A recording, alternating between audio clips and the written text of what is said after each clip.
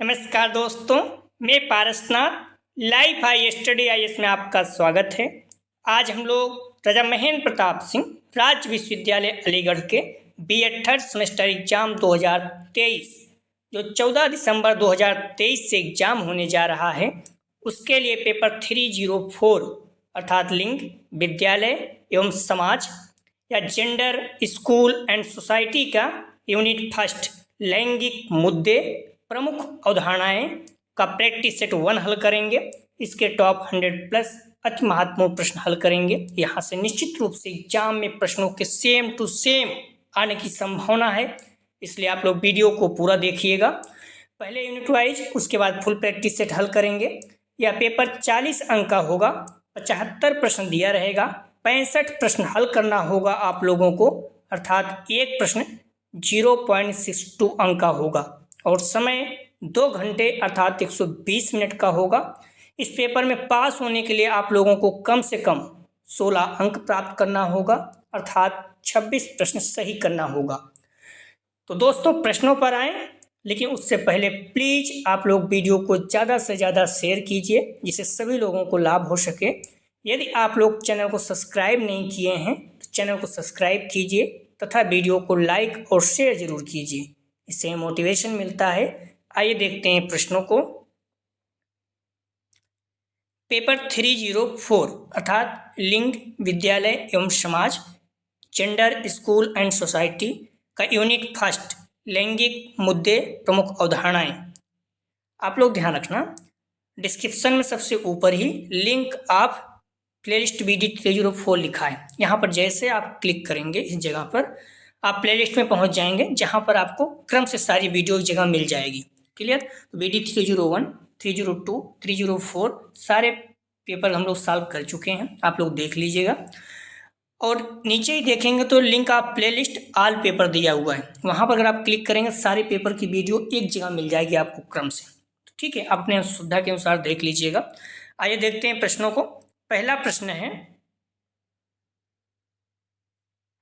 Gender प्रमुख रूप से एक ... निर्मित है। A जैविक, B सामाजिक, C चिकित्सीय, D यादृच्छिक। तो जेंडर प्रमुख रूप से एक ... निर्मित है, तो सही जवाब हो जाएगा, आप लोग ध्यान रखना, B सामाजिक।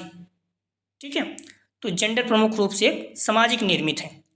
कोई फीमेल है, कोई मेल है, ये कैसे निर्णय होता है? समाज ने ही तो निर्णय बनाया है इसका कि हाँ आप फीमेल हैं, कोई मेल है। जो चीज़ें हैं ये सामाजिक रूप से है। ठीक है, जेंडर प्रमुख रूप से सामाजिक निर्मित है। आप लोग ध्यान रखना, महत्वपूर्ण प्रश्न है, पूछा जा सकता है। अगला प्रश्न है, जेंडर ... निर्मित है जबकि लिंग ... निर्मित है। A सामाजिक जैविक, B सामाजिक नैतिक, C नैतिक सामाजिक, D जैविक सामाजिक। तो जेंडर ... निर्मित है जबकि लिंग ...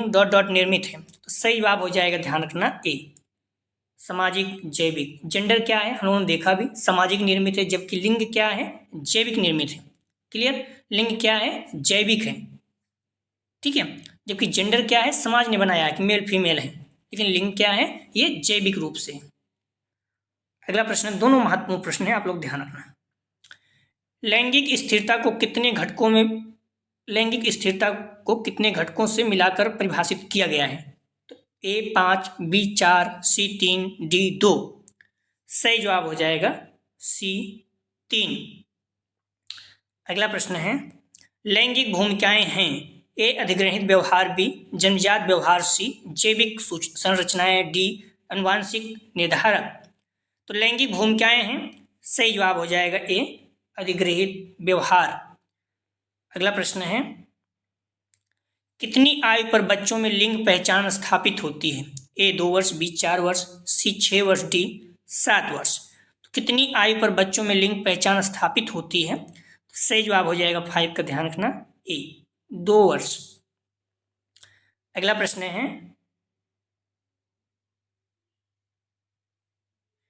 लैंगिक रूढ़िवादिता को रोकने के लिए एक अध्यापक द्वारा कक्षा में प्रयोग की जाने वाली कौन सी विधि उचित नहीं है? A लैंगिक पक्षपात को चुनौती देना, B कक्षा में बालक बालिकाओं को अलग अलग बैठाने की व्यवस्था करना, बी लैंगिक भेदभाव पर चर्चा करना, डी इनमें से कोई नहीं। तो पूछ रहा है कि लैंगिक रूढ़िवादिता रोकने के लिए अध्यापक को कौन सी विधि उचित नहीं है, तो बी इसका ध्यान रखना उचित नहीं है, क्योंकि कक्षा में बालक बालिकाओं को अलग अलग बैठाने से ये कोई मतलब किसी चीज़ का समाधान नहीं है। ठीक है, लैंगिक पक्षपात को चुनौती देना ये भी सही है, लैंगिक भेदभाव पर चर्चा करो कि आप लोग भेदभाव नहीं करो, दोनों समान है। क्लियर। अगला प्रश्न है 6 का क्या था सही जवाब, बी था। अगला प्रश्न है छात्रों में लैंगिक और व्यवसाय आधारित रूढ़िवादिता को चुनौती देने के लिए कौन सा उदाहरण सर्वाधिक उपयुक्त उत्तम है। छात्रों में लैंगिक और व्यवसाय आधारित रूढ़िवादिता को चुनौती देने के लिए कौन सा उदाहरण सर्वाधिक उत्तम है। तो ध्यान रखना, ए केक बनाने वाले पुरुष शेफ, बी पुरुष अंतरिक्ष वैज्ञानिक, सी पुरुष भरतनाट्यम नर्तक, सी पुरुष पार्श्व गायक। तो छात्रों में लैंगिक और व्यवसाय आधारित रूढ़िवादिता को चुनौती देने के लिए कौन सा उदाहरण सर्वाधिक उपयुक्त है। तो सही जवाब हो जाएगा 7 का, ध्यान रखना सी पुरुष भरतनाट्यम नर्तक। अगला प्रश्न है बच्चों की जेंडर रूढ़िवादिता और जेंडर भूमिका अनुरूपता को कम करने के लिए निम्नलिखित में से कौन सी पद्धति प्रभावशाली है। ए जेंडर पक्षपात के बारे में चर्चा, बी जेंडर विशिष्ट भूमिकाओं को महत्व देना, सी जेंडर पृथक खेल समूह बनाना, डी जेंडर पृथक बैठने की व्यवस्था करना। नेगेटिव पॉइंट आपको कभी नहीं चयन करना है। ठीक है, जैसे जेंडर पृथक खेल समूह बनाना मतलब मेल को अलग फीमेल को अलग, बिल्कुल गलत है। जेंडर पृथक बैठने की व्यवस्था ये भी गलत, हम पहले ही देख चुके हैं। जेंडर विशिष्ट भूमिकाओं को महत्व देना ये कोई मतलब नहीं है। ठीक है, तो जेंडर के पक्षपात के बारे में चर्चा करना सबसे बेस्ट आंसर है, ये इसका सही जवाब हो जाएगा। ठीक है, हम पहले भी देख चुके हैं, तो जेंडर पक्षपात के विषय में चर्चा करना। अगला प्रश्न है लैंगिक भिन्नता के संदर्भ में निम्न में से कौन सा कथन सही है। ए या एक व्यक्तिगत अभ्यास है, इसका संबंध शांति और उद्देश्य की भावना से है, बी एक विशिष्ट जातीयता के सदस्य के लिए अद्वितीय मानी जाने वाली विभिन्न मान्यताएं व्यवहार भाषाएं, सी या पुरुषों और महिलाओं के बीच मनोवैज्ञानिक या व्यवहारिक अंतर है, डी इनमें से कोई नहीं। सही जवाब हो जाएगा सी या पुरुष और महिलाओं के बीच मनोवैज्ञानिक या व्यवहारिक अंतर है। अगला प्रश्न है किस सामाजिकरण प्रक्रिया में बच्चे कम उम्र में ही उचित लैंगिक भूमिकाएं सीखते हैं। ए लैंगिक विभेदीकरण, बी लैंगिक रूढ़िवादिता, सी लैंगिक पहचान, डी लैंगिक प्रकार। सही जवाब हो जाएगा डी लैंगिक प्रकार। अगला प्रश्न है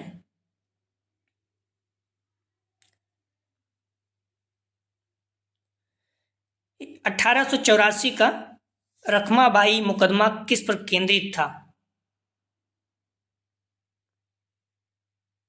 ए महिलाओं का शिक्षा पाने का अधिकार, बी सहमति की आयु, सी दाम्पत्य अधिकारों का प्रत्यास्थापन, डी उपयुक्त सभी। सही जवाब हो जाएगा, ध्यान रखना डी उपयुक्त सभी। अगला प्रश्न है 1910 में इलाहाबाद में पहली बार बैठक करने वाली A Annie Besant, B Mehribai Tata, C Sarla Devi Chaudhurani, D Tarabai Shinde. सही जवाब हो जाएगा सी सरला देवी चौधरानी थी। अगला प्रश्न है आप लोग हम्बली रिक्वेस्ट है आप लोग वीडियो को ज़्यादा से ज़्यादा शेयर कीजिए और लाइक ज़रूर करें। लाइक करने से आपको कोई नुकसान नहीं होता है। आप जिस कॉलेज से बीएड कर रहे हैं उस कॉलेज में फर्स्ट ईयर के बच्चे हैं, प्रथम वर्ष फर्स्ट सेमेस्टर, उनको भी चैनल के बारे में बताइए और ये भी बताइए कि जो हम प्रैक्टिस सेट आप लोगों के साथ हल कर चुके हैं, ठीक है, 2022 में आप लोग फर्स्ट सेमेस्टर हुआ था, तो जो प्रैक्टिस सेट हल किए थे उतना ही महत्वपूर्ण आज भी है, उसे हल करते रहें। जैसे आपका पेपर समाप्त होगा हम लोग पुनः प्रैक्टिस सेट हल करने लगेंगे फर्स्ट सेमेस्टर का। क्लियर? प्लीज़ वीडियो को लाइक और शेयर जरूर करें। प्रश्न है महिलाओं के लिए वन स्टॉप सेंटर योजना निम्नलिखित में से किसके द्वारा वित्त पोषित है। एक कैश सुविधा, बी सा fund, C Nirbhaya fund, D रघुविनीत राय माय फीट।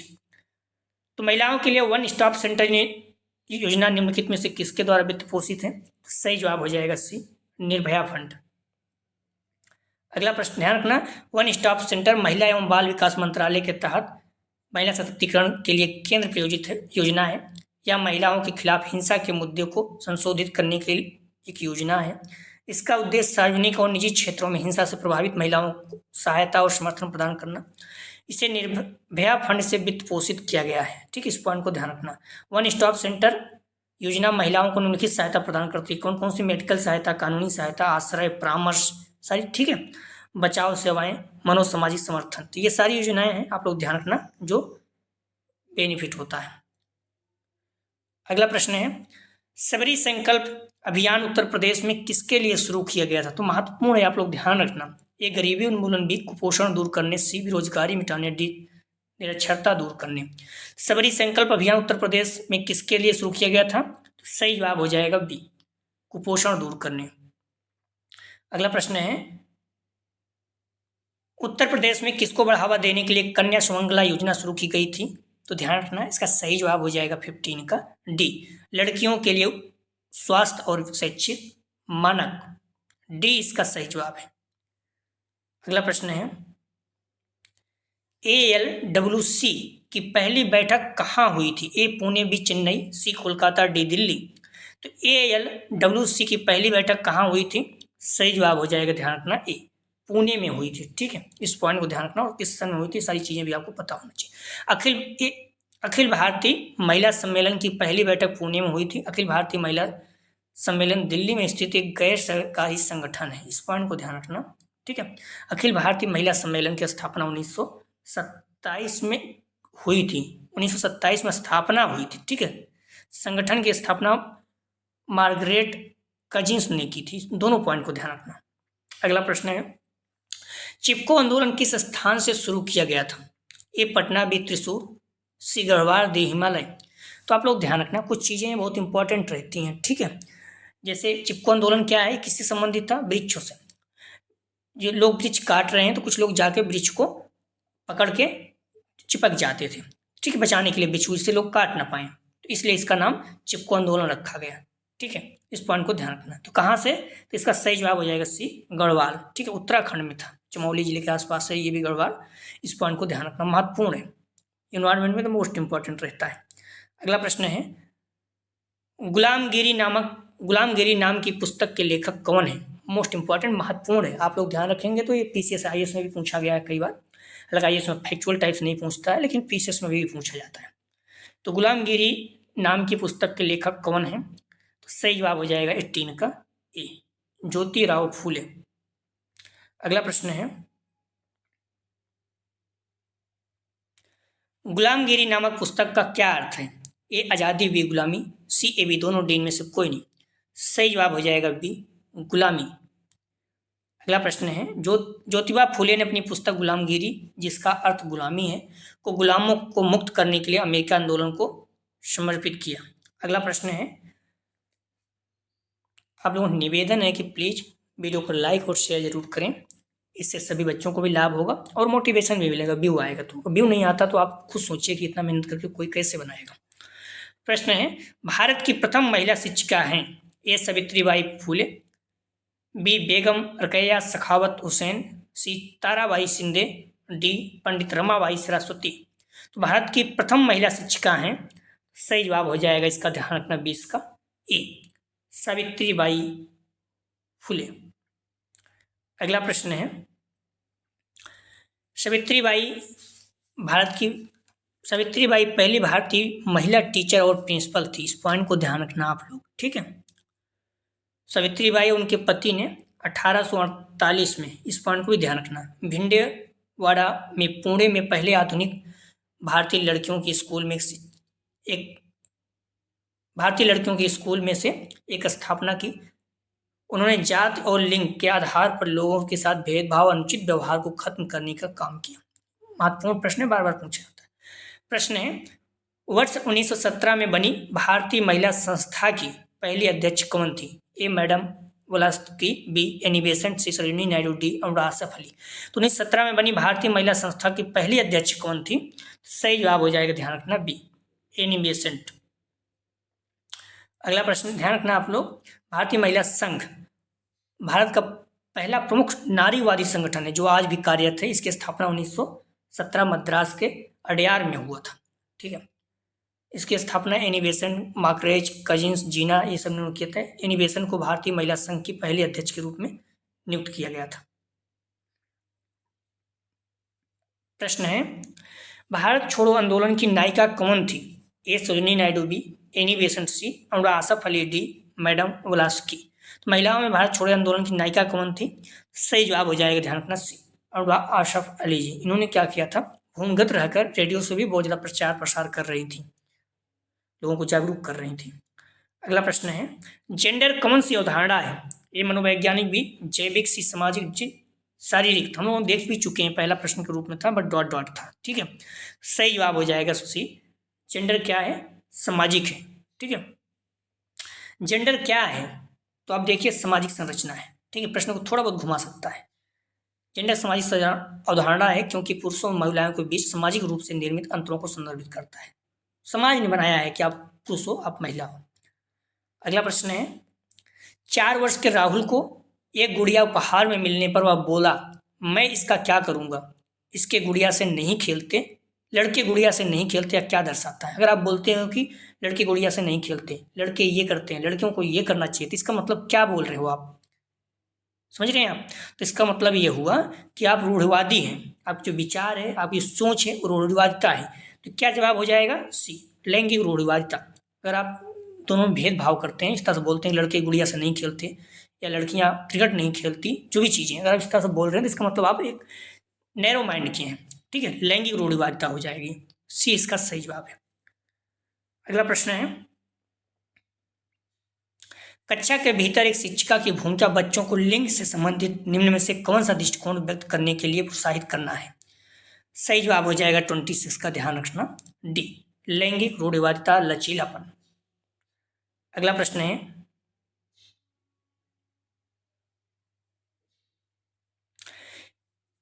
एक विद्यालय लड़कियों को केवल संगीत और नृत्य प्रतियोगिता में भाग लेने के लिए प्रोत्साहित करता है, विद्यालय का यह दृष्टिकोण क्या दर्शाता है? तो ध्यान रखना, इसका सही जवाब हो जाएगा सी, या जेंडर संबंधी पूर्वाग्रह को दर्शाता है, ठीक है। ये सारी चीजें निगेटिव है।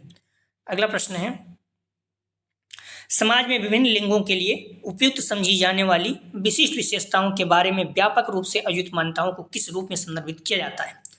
ये लैंगिक भेदभाव बी, लैंगिक भूमिका सी, लैंगिक पहचान डी, लैंगिक रूढ़िवादिता। सही जवाब हो जाएगा, ध्यान रखना डी, लैंगिक रूढ़िवादी। अगला प्रश्न है, निम्नलिखित में से कौन सा कथन पूर्वाग्रह को दर्शाता है? सही जवाब हो जाएगा, ध्यान रखना सी। आप खुद देखिए, शहरी लोगों पर विश्वास नहीं किया जा सकता क्योंकि वह चालाक और भ्रष्ट होते हैं। अगर आप ये चीज़ें बोल रहे हैं तो इसका मतलब पहले से आप माइंड में सेटअप पे है, आप पूर्वाग्रह से ग्रसित हैं, ठीक है। 50% से अधिक भारतीय गाँव में रहते हैं, कोई दिक्कत नहीं। शहरी जीवन खर्चीला है, बिल्कुल है, वहाँ ज़्यादा महंगाई तो हर जगह है, बट वहाँ पर खर्चीला है क्योंकि कई चीज़ें गाँव में तो नॉर्मल मिल जाती हैं। लोगों की कमाई का बड़ा हिस्सा किराए और आवागमन पर खर्च हो जाता है, बिल्कुल सही। सही जवाब हो जाएगा इसका सी। अगला प्रश्न है, उच्च विद्यालय के छात्रों के बीच लिंग के प्रति स्वस्थ दृष्टिकोण को बढ़ावा देने के लिए अनुकूल कक्षा संगठन संभवतः है डॉट डॉट है। ये शैक्षिक विषयों में शिक्षा कक्षाएं भी, गृह कक्ष कार्यक्रम में रहने वाले उत्तरदायित्व परिवार के विषय पर बल देने के साथ शिक्षा कक्षाएं। सी, उच्च विद्यालय में लड़कों लड़कियों के बीच अलग अलग कक्षाएं। डी, पाप के विषय पर धार्मिक निर्देश। सही जवाब हो जाएगा, ध्यान रखना बी, गृह कक्ष कार्यक्रम में रहने वाले उत्तरदायी परिवार के विषय पर बल देने के साथ शिक्षा कक्षाएं। अगला प्रश्न है, कक्षा में परिचर्चा के दौरान एक शिक्षक प्रायः लड़कियों की तुलना में लड़कों पर अधिक ध्यान देता है, या किसका उदाहरण है? आप ध्यान रखना, अगर लड़कियों की तुलना पर लड़कों पर अधिक ध्यान दे रहा है तो इसका मतलब क्या कर रहा है? सही जवाब हो जाएगा ए, जेंडर पक्षपात कर रहा है। आप किसी पर ज़्यादा ध्यान देते हैं, किसी पर कम, तो इसका मतलब आप पक्षपात कर रहे हैं, ठीक है। अगला प्रश्न है, हम्बली रिक्वेस्ट, आप वीडियो को लाइक तो कम से कम कर ही दिया करें अगर आप देख रहे हैं तो। नर्सिंग और शिक्षण को आमतौर पर स्त्रीत्व व्यवसायों के रूप में देखा जाता है, जबकि इंजीनियरिंग और प्रौद्योगिकी क्षेत्रों को अधिक पुरुषत्व माना जाता है। यह कथन किसको दर्शातित करता है? ए, लैंगिक समानता बी, लैंगिक समता सी, लैंगिक पहचान डी, लैंगिक रूढ़िवादिता। सही जवाब हो जाएगा, ध्यान रखना डी, लैंगिक रूढ़िवादिता। कोई भी किसी क्षेत्र में काम कर सकता है, कोई किसी से कम नहीं होता है। अगर आप ऐसा सोच रहे हैं कि कोई गर्ल्स जो है ये करेंगे, सिलाई करेंगे, लड़के जो है इंजीनियरिंग काम करेंगे, तो एक तरह से आप रूढ़िवादी हैं। प्रश्न है, बालकों की या समाज की किसी अन्य लिंग की तरह कपड़े पहनने, बालों को बनाने से उसका अस्तित्व नहीं बदलेगा, बालकों की इस प्रकार की समझ को क्या कहा जाता है? सही जवाब हो जाएगा इसका, ध्यान रखना लैंगिक संगता। अगला प्रश्न है, ध्यान रखना आप लोग।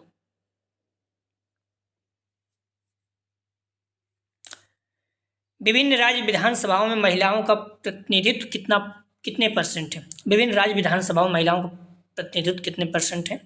सही जवाब हो जाएगा 34 को। ध्यान रखना, 100% सही नहीं है, जहाँ तक मुझे लग रहा है ये लगभग 5% से कम है, कहीं पे ज़्यादा कहीं पे कम है, बट ये नॉर्मली पूछ लिए हैं तो आप लोग देख लीजिए एक बार। बाकी ये सही जवाब है, भी मान के चलिए। अगला प्रश्न है, किस देश में कोई आधिकारिक धर्म नहीं है? ये श्रीलंका, बी इंग्लैंड, सी पाकिस्तान, डी भारत। कोई आधिकारिक धर्म नहीं है, सही जवाब हो जाएगा, ध्यान रखना, डी भारत में कोई आधिकारिक धर्म नहीं है। ऐसा नहीं सरकार ने कहा नहीं यही धर्म माना जाएगा, बाकी अन्य देशों में है। ठीक है, अगला प्रश्न है, वे कौन से कानून हैं जो परिवार से संबंधित मामलों से निपटते हैं? ये पारिवारिक कानून भी, धार्मिक कानून, सी सामुदायिक, डी राज्य के कानून। सही जवाब हो जाएगा ए पारिवारिक कानून। अगला प्रश्न है, स्थानीय सरकारी निकायों, पंचायतों और नगरपालिकाओं में कितनी सीटें महिलाओं के लिए आरक्षित है? ए 3/4, बी 1/3, सी 1/4, डी 1/5। तो स्थानीय निकाय मतलब पंचायत, नगरपालिकाओं में सही जवाब हो जाएगा 37 का, ध्यान रखना, बी। ठीक है, 1/3। जो ग्राम पंचायत किस अनुच्छेद में है? 40 में है। इस पॉइंट को ध्यान रखना, पूछ सकता है। कई चीज़ें इसलिए मैं बार बार कहता हूँ आप लोग वीडियो जरूर देखें, क्योंकि कई चीज़ें मैं ऐसे बताता हूँ जो उसमें लिखा नहीं गया है। ठीक है, और एग्जाम में आ जाता है, इस पॉइंट को ध्यान रखना। प्रश्न है, किस क्षेत्र के राष्ट्रीय संसदों में महिलाओं का प्रतिनिधित्व सबसे अधिक है? ए प्रशांत, बी अमेरिका, सी मध्य पूर्व, डी नार्डिक।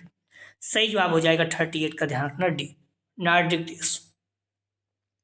अगला प्रश्न है, किस राज्य में बाल लिंगानुपात 800 से भी कम है? A Kerala, B Maharashtra, D C Karnataka, D इनमें से कोई नहीं। सही जवाब हो जाएगा डी इनमें से कोई नहीं। ठीक है, 800 से भी कम तो इस समय किसी में नहीं है। ठीक है, ये हरियाणा में सबसे कम है, लेकिन 800 कुछ है। क्लियर, राज्यों की बात कर रहा है, तो इस पॉइंट को आप वर्तमान में भारत में सबसे कम लिंगानुपात वाला हरियाणा है, जहाँ पर लिंगानुपात 879 है। ठीक है, 879। सबसे कम लिंगानुपात वाला संघ शासित राज्यों में देखेंगे तो दमनदीप है, जिसका लिंगानुपात 618 है। दमनदीप में लिंगानुपात कितना है? 618। इसका मतलब 1000 पुरुषों पर 618 महिलाएं हैं। हालांकि 2021 के अनुसार देखिए तो महिलाओं की संख्या पुरुषों से ज़्यादा हो गई है। ठीक है, तो सबसे अधिक लिंगानुपात वाला संघ शासित राज्य कौन सा है? ध्यान रखना, अगर आप यूटी में देखेंगे संघ शासित में तो पुडुचेरी है। ठीक है, और सबसे कम दमनदीप है। पुडुचेरी में कितना है? 1000 पुरुषों पर 1038 महिलाएं हैं। भारत में पुरुषों के बीच साक्षरता दर कितनी है?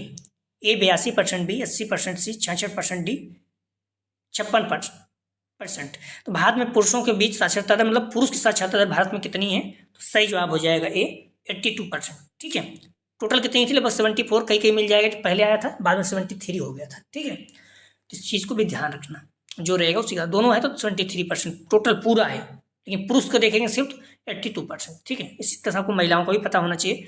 2011 की जनगणना के अनुसार 74.04% साक्षरता दर थी। पुरुषों के लिए 82.14 और महिलाओं के लिए 65.46। ठीक है, 65% लगभग महिलाएं थी और 82% पुरुष हैं। ये 2011 के अनुसार है, 2021 में बढ़ गया होगा, अभी आया नहीं है। अगला प्रश्न है, आ जाता क्यों कोरोना कारण आ नहीं पाया। भारत में महिलाओं के बीच साक्षरता दर कितनी है? भारत में महिलाओं के बीच अर्थात महिलाएं कितनी % साक्षरता है? तो पुरुष 82%, महिलाएं डी 65%। बाकी आप देख सकते हैं। अगला प्रश्न है, निम्न में से कौन भारत में महिलाओं के सामाजिक सुधार आंदोलन से जुड़ा है? ए अखिल भारतीय महिला सम्मेलन, बी आर्य समाज, सी पंडित रमाबाई, डी उपयुक्त सभी। सही जवाब हो जाएगा, ध्यान रखना, डी उपयुक्त सभी। अगला प्रश्न है, अखिल भारतीय महिला सम्मेलन की स्थापना कब हुई? तो सही जवाब हो जाएगा, ध्यान रखना, किस सन में हुई? ए सन 1926 में, कहीं 27 भी मिल जाएगा लेकिन 26 है। ठीक है, अखिल भारतीय महिला सम्मेलन की स्थापना 1926 में की गई थी, जिसने नारी शिक्षा, सामाजिक क्षेत्र में नारी विकास, अस्तित्व, नारी की स्थिति के बारे में सुधार, अन्य महिला संबंधी अधिकारों के क्षेत्र में महत्वपूर्ण कार्य किया। ठीक है, 1926 में महिला सम्मेलन के संस्थापकों में से एक आयरिश महिला मार्गरेट कजिन्स कुछ महिला समाज सुधारकों से मिली, जैसे सरोजिनी नायडू, बेगम साहिबा ऑफ भोपाल, सरला राय, कमला देवी चट्टोपाध्याय, राजकुमारी अमृत कौर इत्यादि महिला में से संबंधित विभिन्न समस्याओं को विचार विमर्श किया। 1927 में, ध्यान रखना, पूना में इसका प्रथम सम्मेलन आयोजित किया गया 8 जनवरी 1927 को। पूना के इस सम्मेलन की अध्यक्षता बड़ौदा की महारानी चिचनबाई गायकवाड़ ने की थी। तो पॉइंट ध्यान रखना। ठीक है, 1927 में इसका प्रथम सम्मेलन कहाँ हुआ? पुणे में। इस पॉइंट को भी ध्यान रखना। किस सन में? 1927 में। स्थापना 1926 में। प्रश्न है अगला, स्वतंत्रता आंदोलन के दौरान निम्न में से किसने बिहार में कन्या स्वयं सेविका दल की स्थापना की थी? तो महत्वपूर्ण प्रश्न है, ध्यान रखना। सही जवाब हो जाएगा सी, विंध्यवासिनी देवी। अगला प्रश्न ध्यान रखना, गांधी जी और राजेंद्र प्रसाद ने उन्हें बालिका स्वयं सेविका के संगठित करने का काम सौंपा था। प्रभावती देवी ने चरखा आंदोलन में महिलाओं को शामिल करने के लिए पटना में महिला चरखा समिति की स्थापना भी की थी। ठीक है, विंध्यवासिनी देवी। कुछ चीजें और भी था, आप तो देख लेना। ठीक है,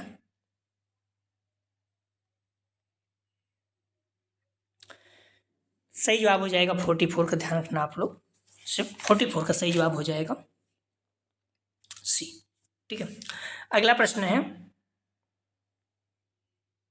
45, किस महिला स्वतंत्रता सेनानी ने भारत छोड़ो आंदोलन में भाग लिया था? किस महिला स्वतंत्रता सेनानी ने भारत छोड़ो आंदोलन में भाग लिया था? ए अनुरा आसफ अली, बी उषा मेहता, सी सुमित मुरारजी, डी उपयुक्त सभी। सही जवाब हो जाएगा, ध्यान रखना डी, सभी ने भारत छोड़ो आंदोलन में भाग लिया था। अगला प्रश्न है AIWC किस सन में शुरू किया गया था? ध्यान रखना, किस सन में पूछ रहा है। सही जवाब हो जाएगा 46 का ए, 1927 में शुरू किया गया था। अखिल भारतीय महिला सम्मेलन किस लिए शुरू किया गया था? सही जवाब हो जाएगा 47 का ए, महिला की शिक्षा को बढ़ावा देने के लिए। अगला प्रश्न है AIWC का मतलब क्या है? सही जवाब हो जाएगा, ध्यान रखना ए, अखिल भारतीय महिला सम्मेलन। अगला प्रश्न है, इस तरह के प्रश्न ध्यान रखना IAS में भी पूछे गए हैं। वे कौन से चर हैं जो ग्लोबल जेंडर इंडेक्स की जांच करते हैं? ठीक है, ए अर्थशास्त्र की भागीदारी और अवसर भी, शिक्षा प्राप्ति, तीसरा स्वास्थ्य और जीवन रक्षा, चौथा राजनीतिक सशक्तिकरण। और आंसर है विकल्प ए केवल 1 और 2, बी विकल्प केवल 2 3, सी विकल्प केवल 1 2 3 4, डी केवल 1 और 4।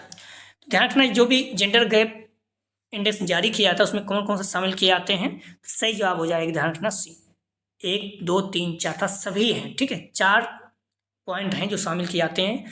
तो अर्थशास्त्र में कितनी भागीदारी है, शिक्षा प्राप्ति, स्वास्थ्य और राजनीतिक सशक्तिकरण, ये सारी चीजें रहती हैं। ठीक, महिलाओं को देखा जाता है, उसी बेस पे आप जारी किया जाता है। ग्लोबल जेंडर गैप इंडेक्स की पहली बार 2006 में वर्ल्ड इकोनॉमिक फोरम द्वारा लिंग आधारित असमानताओं को भयानक पकड़ने और समय के साथ उनकी प्रगति पर नजर रखने के लिए एक रूपरेखा के रूप में पेश किया गया था। ग्लोबल जेंडर गैप इंडेक्स 4 आयाम है: आर्थिक भागीदारी, शिक्षा प्राप्ति, स्वास्थ्य, जीवन, राजनीतिक अधिकारिता। 2 जुलाई 2022 में प्रकाशित रिपोर्ट में 46 देशों में से भारत का 135वां स्थान था। ठीक है, 2022 में कितना था भारत की रैंक? 135वें स्थान पर था। इस पॉइंट को ध्यान रखना। प्रश्न है, लिंग शब्द किस भाषा से आया है? ए लैटिन, बी जर्मनी, सी अंग्रेजी भाषा, डी इनमें से कोई नहीं। सही जवाब हो जाएगा ए लैटिन भाषा से। अगला प्रश्न है, ध्यान रखना, लिंग लैटिन भाषा के शब्द जीनस से आया है। ठीक, इस पॉइंट को ध्यान रखना, लैटिन भाषा का शब्द जीनस से आया है, जिसका अर्थ है प्रकार या टाइप। लिंग पुरुषों और महिलाओं के सामाजिक व्यवहार तथा उनके मध्य संबंधों को परिभाषित करने वाले विशिष्ट वाले संस्कृत रूप से संदर्भित करता है। अगला प्रश्न है, किस वर्ष में संशोधन किया गया जिसमें बाल विवाह अधिनियम ने 15 से 18 वर्ष की लड़कियों के लिए विवाह की न्यूनतम आयु बढ़ा दी? सही जवाब हो जाएगा बी 1976। अगला प्रश्न है, किसने कहा कि मैं महिलाओं को पुरुषों के ऊपर लेकिन खुद पर अधिकार रखने की इच्छा नहीं देता? इसने कहा कि मैं महिलाओं को पुरुषों के ऊपर मानता हूं लेकिन खुद पर अधिकार रखने की इच्छा नहीं देता हूं। A Simone de Beauvoir, B Mary Wollstonecraft, C Rosemary Tong, D एलिटन। तो सही जवाब हो जाएगा 52 का बी, मैरी ब्लास्टन क्राफ्ट। अगला प्रश्न है, द्विधारी लिंग का संज्ञा किसे दी जाती है? तो ए पुरुष लिंग, तो पुरुष सिंगल है, बी स्त्रीलिंग, सी किन्नर, डी उपयुक्त सभी। तो द्विधारी अर्थात इसको थर्ड जेंडर बोलते हैं, तो सही जवाब हो जाएगा सी किन्नर। अगला प्रश्न है, किस परिवार में पति अपनी पत्नी के घर रहने जाता है? किस परिवार में पति अपनी पत्नी के घर रहने जाता है। तो ए मातृवंशी, बी मातृसत्तात्मक, सी संयुक्त परिवार, डी इनमें कोई नहीं। तो कौन सा ऐसा परिवार है जिसमें पति अपनी पत्नी के घर रहने जाता है? इससे महिलाएं आती हैं शादी करके ससुराल में, उससे मतलब पुरुष भी जाते हैं, सबके ससुराल में ही रहते हैं। तो सही जवाब हो जाएगा, ध्यान रखना, बी मातृसत्तात्मक। ठीक है, जहाँ मातृसत्तात्मक जैसे कि नॉर्थ ईस्ट में है तो वहाँ पर क्या है, मातृसत्तात्मक है, जो महिलाएं हैं सारी निर्णय लेती हैं। ठीक है, तो इस तरह से है। कई जगह आप देखेंगे तो पुरुष खुद जाकर शादी करके अपने ससुराल में रहते हैं।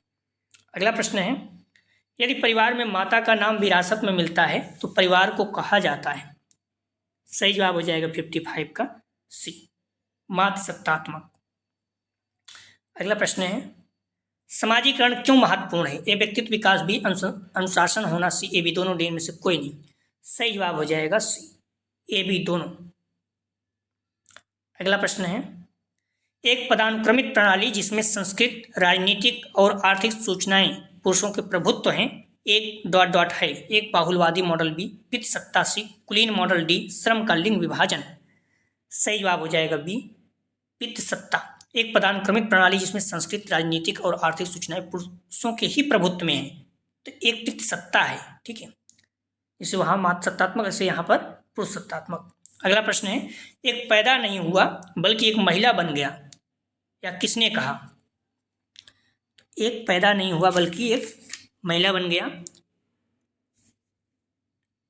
किसने कहा? तो सही जवाब हो जाएगा 58 का सी सिमोन द बोवार। अगला प्रश्न है, नारीवादी अवधारणा में स्त्री पुरुष समानता पर किसने बल दिया? तो सही जवाब हो जाएगा 59 का, ध्यान रखना, सी जॉन स्टुअर्ट मिल। अगला प्रश्न है, भारत में उच्च मातृ दर के प्रमुख कारणों में से एक है। सही जवाब हो जाएगा ए महिलाओं में एनीमिया। एनीमिया से बहुत ज़्यादा महिलाओं की मृत्यु हो रही है, अतः ब्लड कम हो जाता है तो बच्चों को जन्म देते समय उनकी मौत बहुत ज़्यादा होती है। प्रश्न है, स्कूली शिक्षा को विकसित करने में मदद करता है? ये मानववादी मूल्य, बी राष्ट्रवादी मूल्य, सी धर्मनिरपेक्षता मूल्य, डी उपयुक्त सभी। तो स्कूली शिक्षा को विकसित करने में मदद करता है, सही जवाब हो जाएगा 61 का डी सभी। अगला प्रश्न है, निम्न में से लिंग की विशेषता नहीं है। तो सही जवाब हो जाएगा, ध्यान रखना, सी पुरुष और महिला के बीच शारीरिक अंतर, ये लिंग की विशेषता नहीं है। ठीक है, बाकी सारी हैं। व्यक्तिगत लक्षण, दृष्टिकोण, व्यवहार और मूल्य शामिल है। संस्कृतियों में लिंग की भूमिकाएं बदलती रहती हैं। ठीक है, ये सारी चीज़ें यहाँ बुक में देख लीजिएगा, मिल जाएगा। अगला प्रश्न है, निम्न में से कौन सा समाजीकरण का एजेंट है? ए स्कूल, बी परिवार, सी पीयर ग्रुप, पीयर मतलब दोस्त, डी उपयुक्त सभी। सही जवाब हो जाएगा 63 का डी उपयुक्त सभी। अगला प्रश्न है, निम्न में से कौन सा महिला असमानता के पीछे का एक कारण नहीं है? ए अशिक्षा, बी जागरूकता का कानून, सी समाजीकरण, डी संकीर्ण विचारधारा। सही जवाब हो जाएगा सी समाजीकरण जो है ये महिला की असमानता का पीछे कारण नहीं, बल्कि अशिक्षा, अगर अशिक्षित है तो कारण तो है ही। जागरूकता का कानून ये भी है, संकीर्ण विचारधारा है तब भी। अगला प्रश्न है, कौन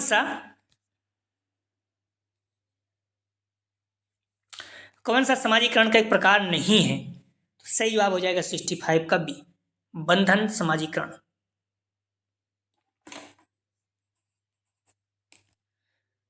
अगला प्रश्न है, निम्न में से कौन लिंग और शिक्षा पर एक सिद्धांत नहीं है? तो सही जवाब हो जाएगा 66 का बी पहचान संबंधी सिद्धांत।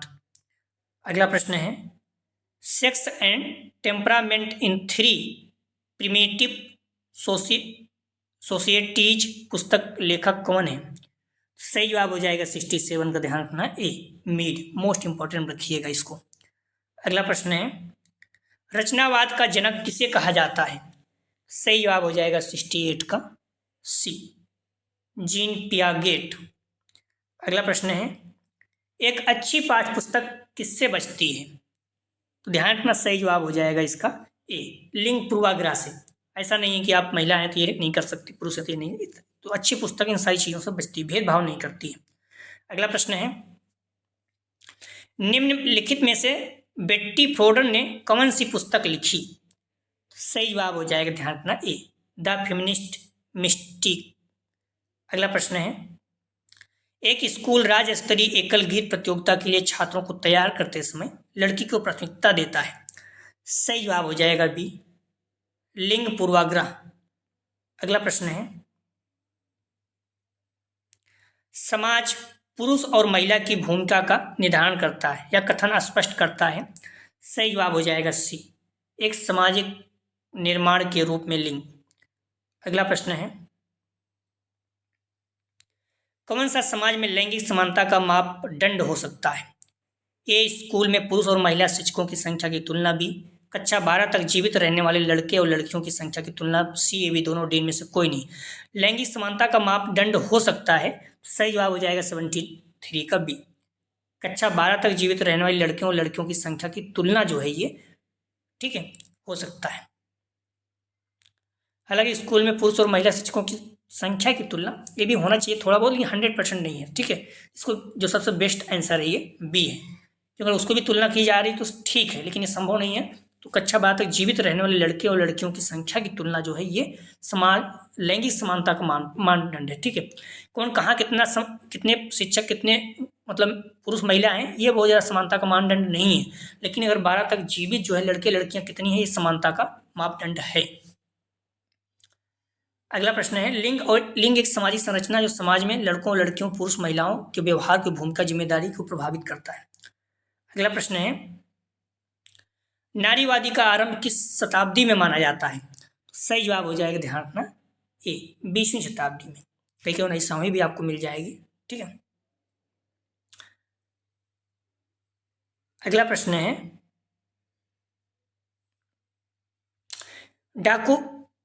डिकंस्ट्रक्टिव थ्योरी किस दार्शनिक द्वारा प्रतिपादित की गई थी?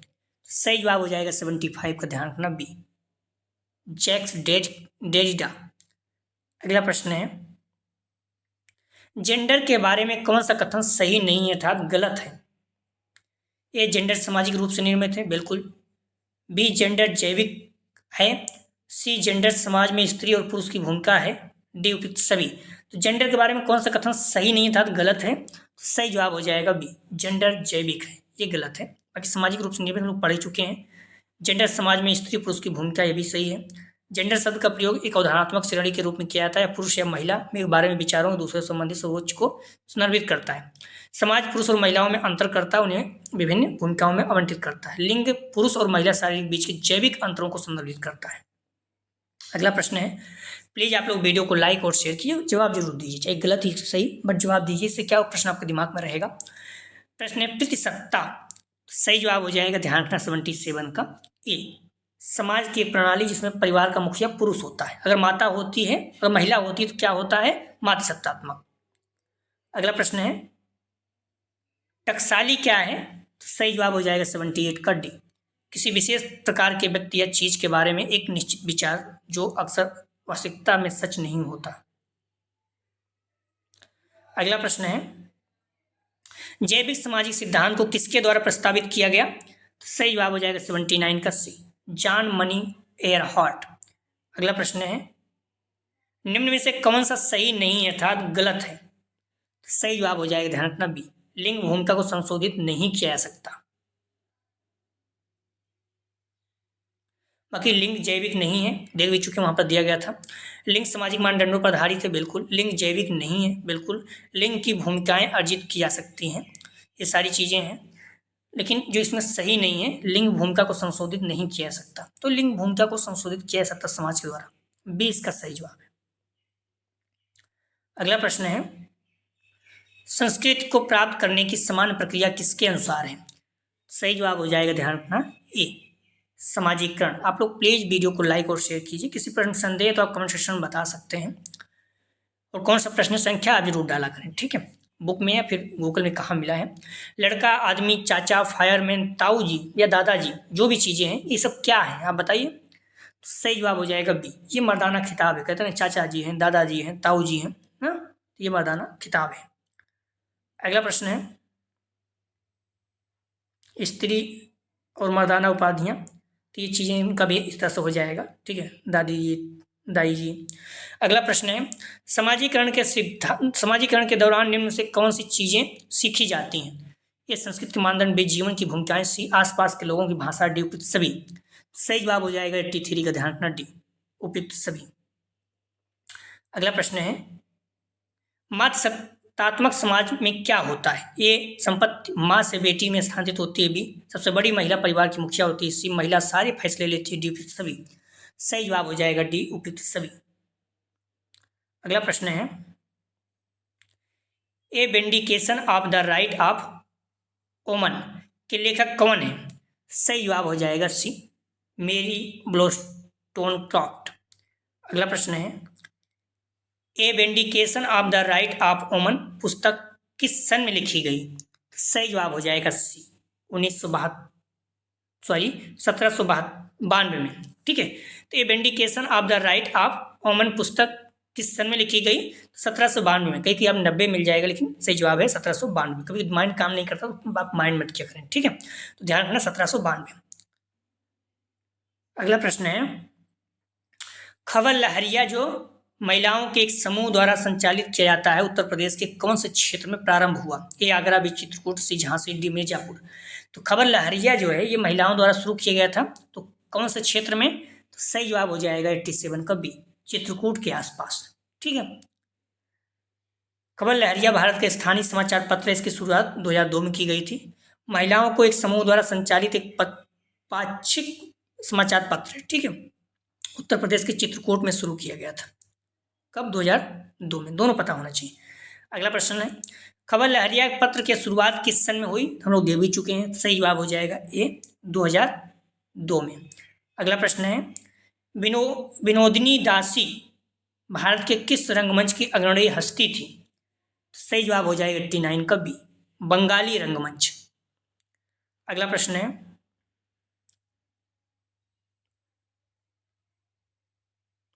सामाजिक सुधार आंदोलन क्या है?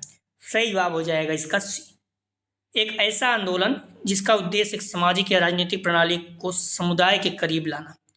अगला प्रश्न है, भारतीय समाज सुधार आंदोलन किसके प्रयासों के साथ शुरू हुआ? सही जवाब हो जाएगा ए, राजा राम मोहन राय। अगला प्रश्न है, हर्बर्ट ब्लूमर ने किस सिद्धांत के शब्द को परिभाषित किया? सही जवाब हो जाएगा ए, प्रतीकात्मक अंतःक्रिया सिद्धांत। अगला प्रश्न है, the book of the city of ladies किस सन में प्रकाशित हुई? सही जवाब हो जाएगा बी, 1405 में। The book of the city of ladies Christine de Pizan की गद्य कृति है। 1405 में लिवरे डेला सिटी डेम्स में प्रकाशित हुई थी। बाकी आप लोग देखें, महिलाओं की प्रशंसा और उनकी क्षमताओं गुणों की रक्षा के लिए लिखी गई यह कृति उस समय स्त्री दैवेशी पुरुष लेखन के खिलाफ एक महत्वपूर्ण नारीवादी तर्क है। अगला प्रश्न है, किसने कहा कि जिस प्रकार स्त्रियों का शरीर पुरुषों से कोमल होता है उसी प्रकार उनकी समझ भी तेज होती है? सही जवाब हो जाएगा 94 का, ध्यान रखना आप लोग बी, क्रिस्टीन डी राइन। क्रिस्टीन डी राइन, ध्यान रखना बी इसका सही जवाब है।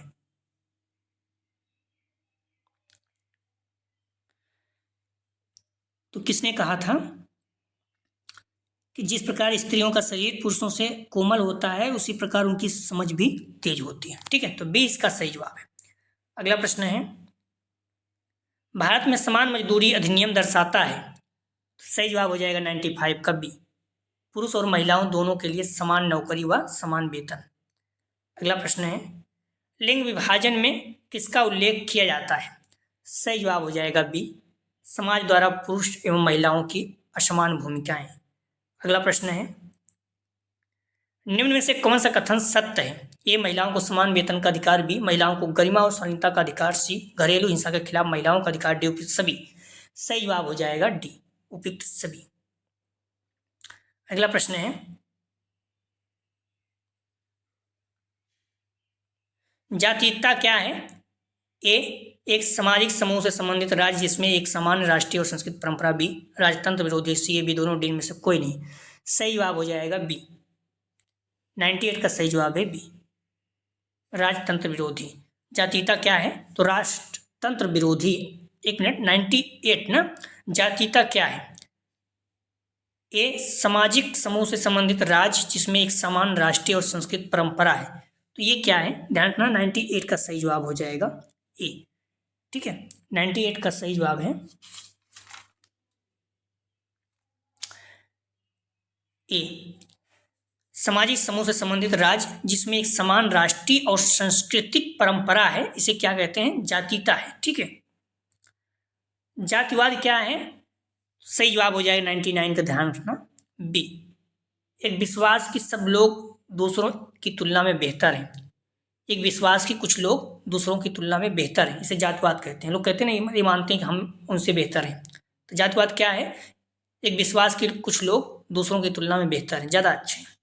अगला प्रश्न है, भारत में महिलाओं की शिक्षा को बढ़ावा देना क्यों आवश्यक है। सही जवाब हो जाएगा, ध्यान रखना सी, ये भी दोनों। स्त्रियों की आर्थिक स्वतंत्रता बढ़ती है, सामाजिक औचित्य में सुधार आता है। अगर महिलाओं शिक्षित होंगी तो क्या होगा, आर्थिक रूप से स्वतंत्र होंगी, कुछ कमाएंगी और समाज में उनका औचित्य भी बढ़ेगा, सम्मान बढ़ेगा। अगला प्रश्न है, समाज में महिला की समानता में शिक्षा का क्या योगदान है। सही जवाब हो जाएगा, ध्यान रखना सी, ए बी दोनों। महिलाओं के स्तर में और समाज में भूमिका को उठाने में सहायता। अगला प्रश्न है, समाज महिलाओं की शिक्षा से क्या लाभ प्राप्त कर सकता है। सही जवाब हो जाएगा इसका, ध्यान रखना डी, उपयुक्त सभी। आर्थिक रूप से मजबूत होंगी, गरीबी से भी कम होगा, बाल मृत्यु दर को भी कम करेंगी, शिक्षित रहेंगी तो बच्चे को ध्यान से जन्म के समय अपना देख रेख कर सकती हैं, जागरूक रहेंगी क्या खाना पीना चाहिए। अगला प्रश्न है,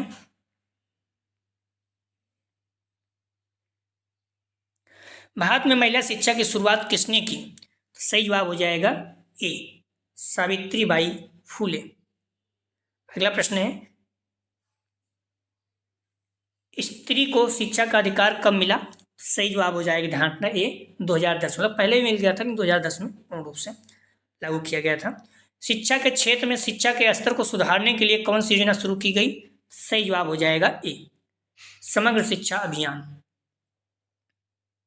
अगला प्रश्न है, महिला शिक्षा के जनक कौन है। सही जवाब हो जाएगा, ध्यान रखना ए, ज्योतिराव फूले। अगला प्रश्न है, स्त्री शिक्षा की शुरुआत कब की गई। सही जवाब हो जाएगा ए, 1848 में, ध्यान रखना महत्वपूर्ण है। अगला प्रश्न, ध्यान रखना सावित्रीबाई फूले ने अपने पति ज्योतिबा फूले के सहयोग से पुणे में बालिकाओं के लिए बालिका विद्यालय 1 जनवरी 1848 में खोला। लड़कियों की शिक्षा पर उस समय सामाजिक पाबंदी थी। अगला प्रश्न है, स्त्री शिक्षा के महान अग्रदूत कौन थे।